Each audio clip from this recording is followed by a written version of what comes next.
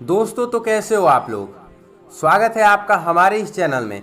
तो आइए हमसे जुड़िए और साथ ही साथ देखते रहिए हमारे वीडियो। अगर अभी तक आपने हमारे चैनल को सब्सक्राइब नहीं किया है तो सब्सक्राइब करके बेल आइकन को प्रेस कर दें।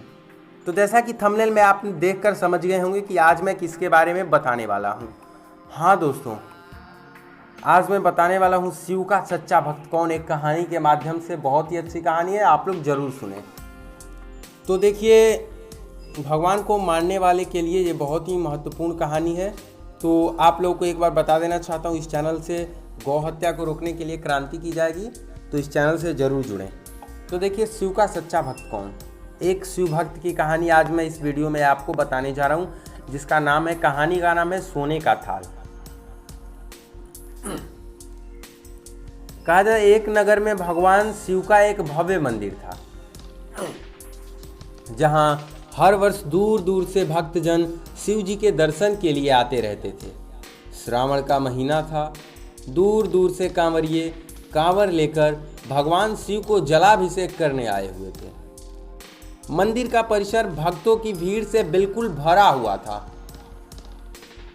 तभी अचानक आकाश में बिजलियां हुई और एक सोने का थाल ऊपर से उतरा। उसी के साथ एक भविष्यवाणी हुई कि जो कोई व्यक्ति भगवान शंकर का सच्चा भक्त और प्रेमी है, उसी को यह थाल ज्यों का त्यों मिलेगा। मंदिर के परिसर में उपस्थित सभी लोगों ने यह भविष्यवाणी सुनी। धीरे धीरे सभी इकट्ठे हो गए। जो लोग मंदिर की व्यवस्था देखते थे, उन्हें तो खुद पर पूरा विश्वास था कि यह थाल हमें ही मिलेगा, इसलिए वे सबसे आगे जाकर खड़े हो गए। सबसे पहले एक पंडित जी आए और बोले, देखिए, मैं प्रतिदिन महादेव का अभिषेक करता हूँ, अतः मैं ही भोलेनाथ का सबसे निकटवर्ती प्रेमी और भक्त हूँ, इसलिए थाल मुझे मिलना चाहिए। इतना कहकर पंडित जी ने थाल उठाया और जैसे ही पंडित जी ने थाल उठाया, थाल पीला हो गया। यह देखकर पंडित जी बड़े लज्जित हो गए, अर्थात थाल पीतल का हो गया। उन्होंने थाल यथास्थान पर रखा और वहां से चुपचाप निकल गए। इसी प्रकार वहां उपस्थित एक के बाद एक पंडित ने खुद को आजमाया और थाल उठाने लगे, लेकिन शायद उनमें से कोई भी शिव का सच्चा भक्त नहीं था। उन्हें भी थाल यथास्थान पर रखकर चले जाना पड़ा, अर्थात वे जब भी थाल उठाते, थाल कभी पीतल का, कभी किसी और धातु का बन जाता। इसके बाद उस नगर के राजा का आगमन होता है। राजा साहब आगे आए और बोले, मैंने महादेव के मंदिर में बड़ी भारी दान दक्षिणा दी है, इसलिए यह थाल मुझे मिलना चाहिए। इतना कहकर राजा साहब आगे बढ़े और थाल को अपने हाथों में उठाया। जैसे ही राजा ने थाल उठाया, थाल तांबे का हो गया। यह देखकर राजा भी बड़ा लज्जित हुआ और थाल को ज्यों का त्यों यथास्थान रखकर एक तरफ खड़े हो गए। इसके बाद इसी तरह एक से बढ़कर एक दानी, महात्मा, भक्त और ज्ञानी लोग पधारे और थाल को उठाया, लेकिन किसी के हाथ में कुछ और तो किसी के हाथ में थाल कुछ का हो गया, लेकिन सोने का नहीं रहा। और सभी ग्रामवासी थाल उठाने को आए, लेकिन किसी के हाथ में थाल सोने का ना रहा। तब लोगों को पता चला, हम में से कोई भी महादेव का सच्चा भक्त नहीं है। उसी समय एक किसान का आगमन हुआ।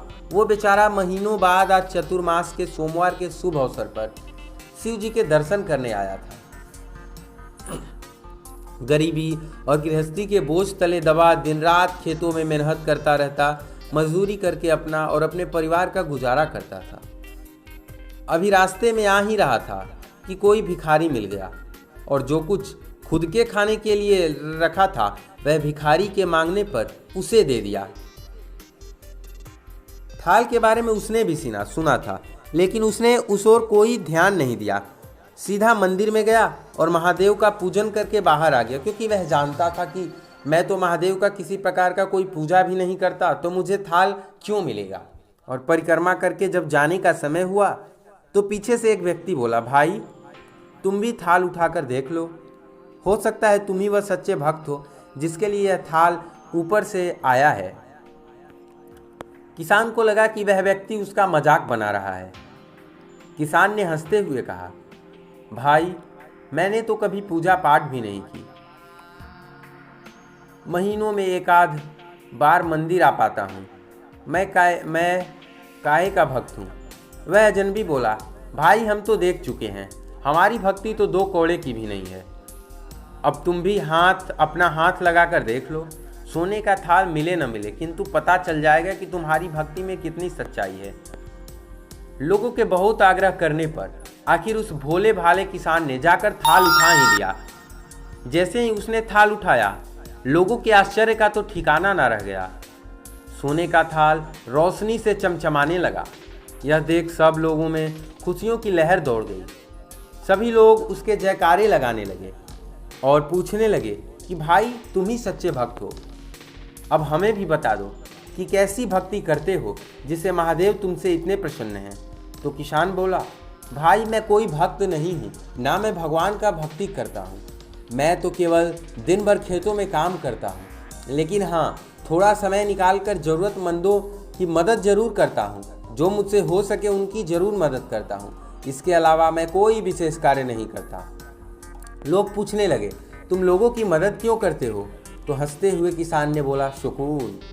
दूसरों के चेहरे पर मुस्कान और सुकून देखकर मुझे जो आनंद की खुशी होती है, उसे मैं अपने शब्दों में बयां नहीं कर सकता।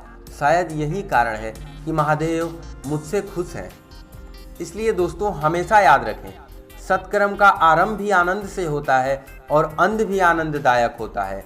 सत्कर्म का आरंभ भी आनंद से होता है और अंत भी आनंददायक होता है।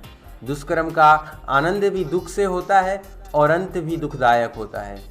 आप सैकड़ों मील की यात्रा करके भी दूसरों का दिल दुखाते हो, तो आपकी वह तपस्या, साधना और मनुष्यों और महादेव का दर्शन धूल के बराबर है। अर्थात आप लोगों को केवल दिखावे की भक्ति नहीं करनी चाहिए। अगर आप लोग मंदिर की सीढ़ियों पर ना जाएं तो बेहतर है, लेकिन अगर ज़रूरतमंदों की मदद ना करते हो तो ये बहुत बुरी बात है। आप लोगों को हर ज़रूरतमंदों की मदद करनी चाहिए और साथ ही साथ हर एक जीवों पर दया करनी चाहिए। तो अगर अभी तक आपने हमारे वीडियो को शुरू में नहीं सुना तो एक बार फिर से सुन ले कि इस चैनल से गाय माता को राष्ट्रीय पशु तथा गौ हत्या बंद करवाने के लिए सरकार से मांग की जाएगी, सोशल मीडिया द्वारा क्रांति की जाएगी। तो आप लोग हमारे इस चैनल से जुड़िए, सब्सक्राइब कीजिए तथा साथ ही साथ मेरे इस वीडियो के डिस्क्रिप्शन में मेरे हर सोशल मीडिया अकाउंट का लिंक दे दिया गया है, आप उससे जुड़ सकते हैं। तो दोस्तों, इसी प्रकार के वीडियोज़ अगर आपको अच्छे लगते हैं तो सुनने के लिए कृपया चैनल को सब्सक्राइब कर दें। तो चलिए मिलते हैं अगली वीडियो में, तब तक के लिए आपसे विदा लेते हैं। जय हिंद दोस्तों।